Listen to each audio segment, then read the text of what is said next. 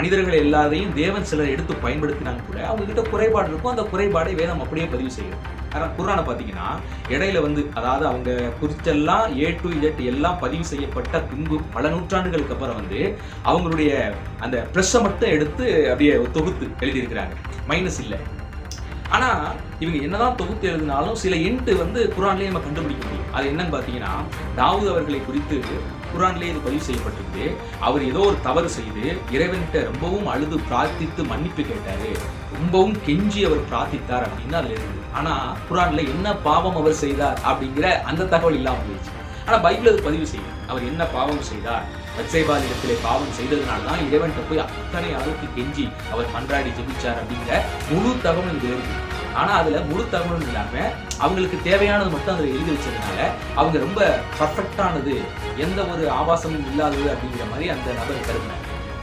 இஸ்லாமிய சகோதரர் ஒருவர் எழுப்பின ஒரு கேள்விக்கான விடயத்தை தான் இதுலயும் நம்ம பார்க்க போறோம். ஏன் நம்ம அவங்களுக்கான ஒரு பதிலை நம்ம கொடுக்கணும் அப்படின்னு சில தேவ பிள்ளைகள் நினைக்கலாம்.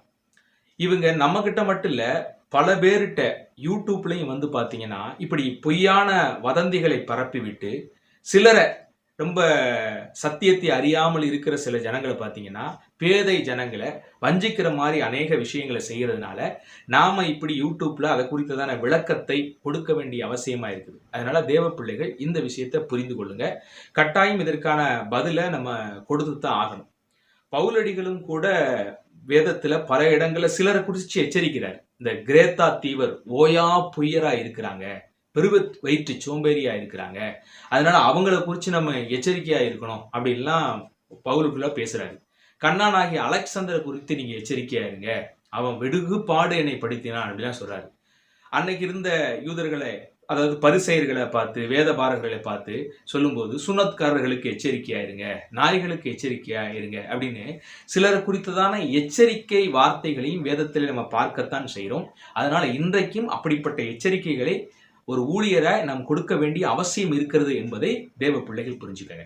சரி, அந்த இஸ்லாமியர் கேட்ட அந்த கேள்வி என்னன்னு பார்த்தீங்கன்னா, குர்ஆன்ல எந்த ஆபாசமும் இல்லை, அது ரொம்ப பர்ஃபெக்டா இருக்குது. ஆனா பைபிள்ல பாத்தீங்கன்னா பல ஆபாசங்கள் இருக்கிறதாக சில வசனங்களை அவருக்கு சுட்டி காட்டுவாங்க. ஆனா அப்படி எந்த வசனமும் ஆபாசமான வசனங்கள் இல்லை. இந்த தாமார் வழியில இயேசு கிறிஸ்து பிறந்தாரு, ராகாப் என்கிற வேசியின் வழியில இயேசு கிறிஸ்து பிறந்திருக்கிறாரு. இப்படி பாத்தீங்கன்னா இறை தூதர்களையும் நபிமார்களையும் குறித்து அவங்கள குறித்து பைபிள் ரொம்ப தவறான ரீதியில பேசுது அப்படிங்கிற மாதிரிலாம் அவங்க பேசியிருப்பாங்க. இந்த பேச்சே கொஞ்சம் நகைச்சுவையான பேச்சு தான். ஏன் அப்படின்னா, இப்ப தாமாரை குறித்த ஹிஸ்டரியா இருந்தாலும் சரி, அல்லது பழைய இறை தூதர்கள் தாவூது, சுலைமான், ஏசையா, எரேமியா போன்ற எல்லா நபிமார்களையும் குறித்து நீங்க பாத்தீங்கன்னா, குர்ஆன்ல பதிவு செய்யப்பட்டதற்கு ஏறத்தாழ ஒரு 2500 வருஷத்துக்கு முன்பாக இருந்து அவங்களுடைய வரலாறு வருது. ஸோ அவங்களுடைய வரலாறை ஏற்கனவே A to Z முழுமையாக பைபிள் பதிவு செய்கிறது. அதாவது அவங்களுடைய பிளஸ் ஆர் மைனஸ் எல்லாத்தையும் பதிவு செய்யுது.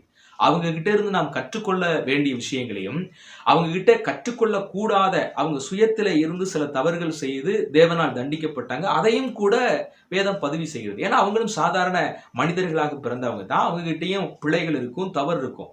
இறைவன் மாத்திரம்தான் பர்ஃபெக்டானவர், இறைவன் மாத்திரம்தான் பரிசுத்தமானவர்.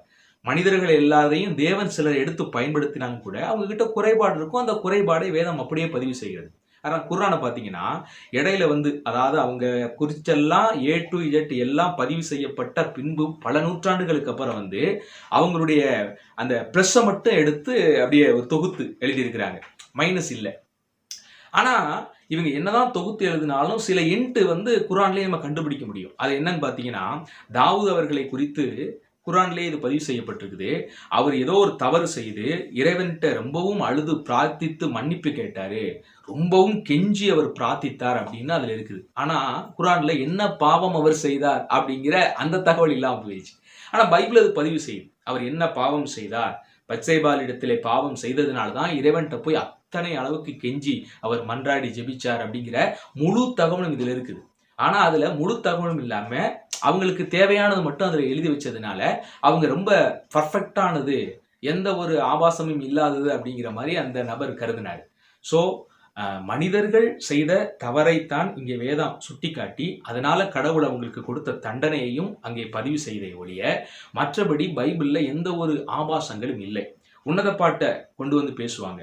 உன்னத பாட்டு பார்த்தீங்கன்னா ஒரு கணவன் மனைவிக்குள்ள இருக்கிற அன்பையும் ஊழலையும் எப்படி ஒரு குடும்பத்துல கணவனும் மனைவியும் வாழணுங்கிறத குறித்து அன்போடு கூட எப்படி வாழணும், வேறு ஒரு பெண்ணை பாராதபடி அந்த மனைவிக்கும் கணவனுக்கு எப்படி உத்தமமாக வாழ வேண்டும் அப்படிங்கிறத குறித்து எழுதப்பட்ட விஷயம். அதை போய் குழந்தைகள் எல்லாம் வாசிக்க வேண்டிய அவசியம் இல்லை. பெரியவர்கள் வாசிப்பதற்காக ஒரு குடும்பத்துக்குள்ள எப்படி அன்போடும் அந்யோன்யத்தோடும் இருக்க வேண்டும் என்பதை குறித்து சொல்லப்பட்ட விஷயம். இன்னும் சில வசனங்கள்லாம் குறிப்பிடுவாங்க. அதெல்லாம் வந்து கவிதை நடையில தீர்க்க தரிசனமாக சில விஷயங்களுக்காக சொல்லப்பட்ட விஷயம். ஆனா இவங்களுக்கு என்னமோ அது தவறாக தெரியுது. ஆனா இவங்க குர்ஆன்ல இருக்கிற சில வசனங்கள்லாம் உங்களுக்கு தவறாக தெரியறதில்ல.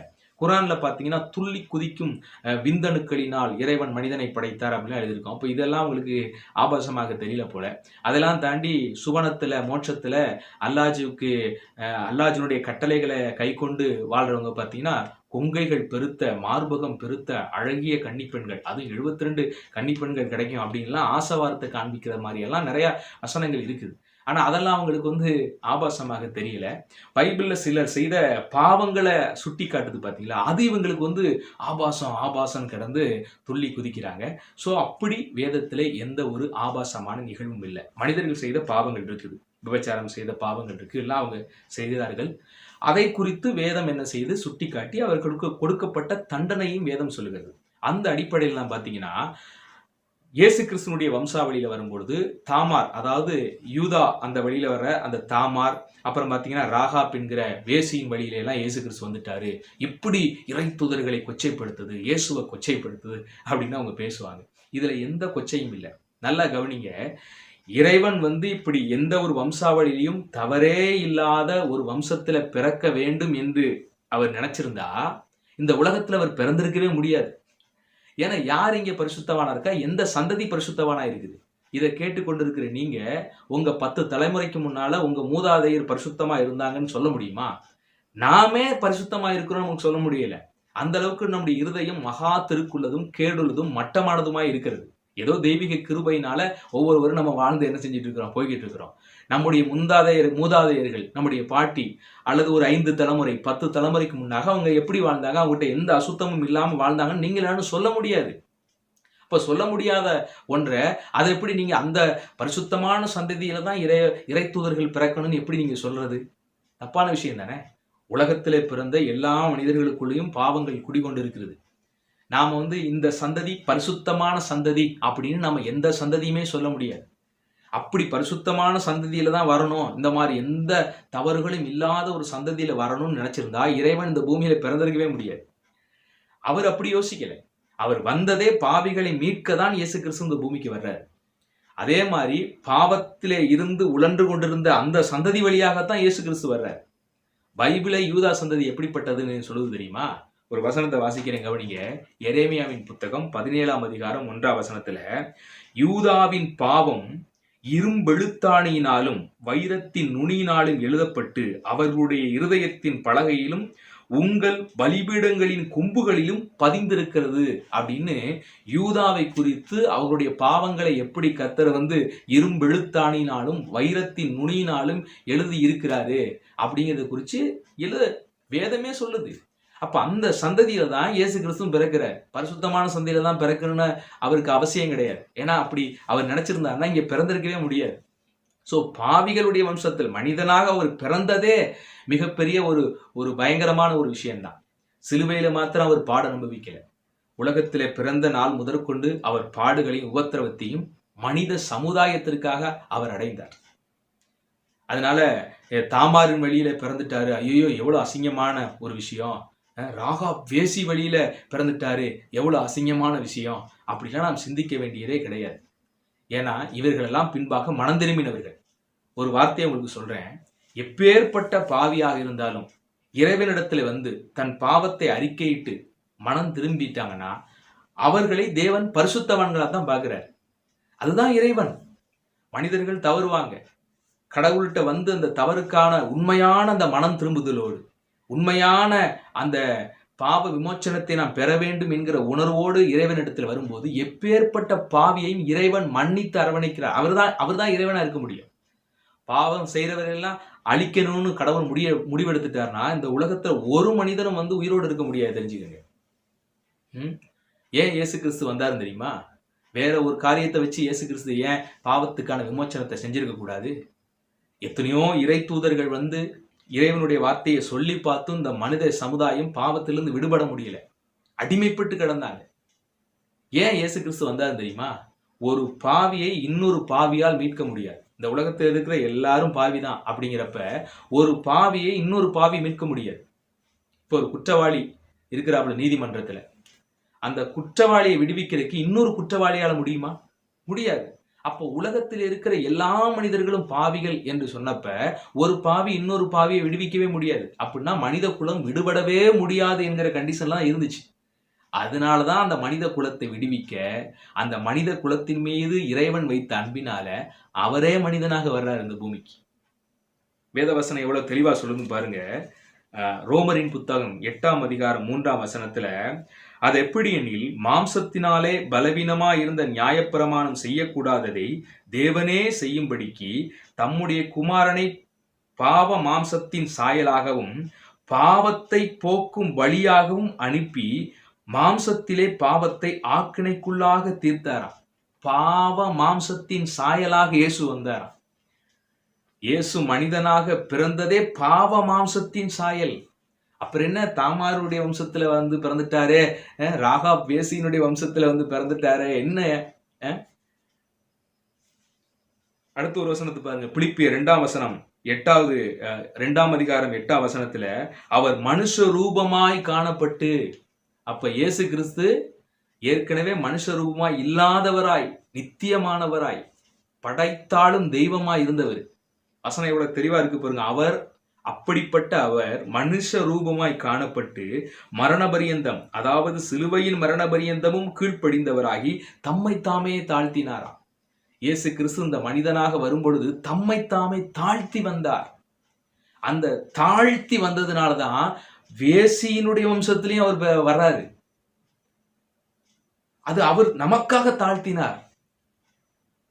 அடுத்த ஒரு வசனத்தை பாருங்க. எபிரேயர் புத்தகம் 2:14, ஆதலால் பிள்ளைகள் மாம்சத்தையும் இரத்தத்தையும் உடையவர்களாய் இருக்க அவரும் மாம்சமும் இரத்தமும் உடையவரானார், மரணத்தின் அதிகாரியாகிய பிசாசானவனை தமது மரணத்தினாலே அழிக்கும்படிக்கு என்று வசனம் தெளிவாக சொல்லப்பட்டிருக்கு. அப்ப இயேசு கிறிஸ்து இந்த பூமியில பிறக்கணும், பரிசுத்தமான ஒரு வம்சத்துல தான் பிறக்கணும்னா எந்த வம்சத்திலே அவர் பிறக்க முடியாது. எந்த வம்சம் பரிசுத்தமான? இதை கேட்டுக்கொண்டிருக்க நீங்களே சொல்லுங்க.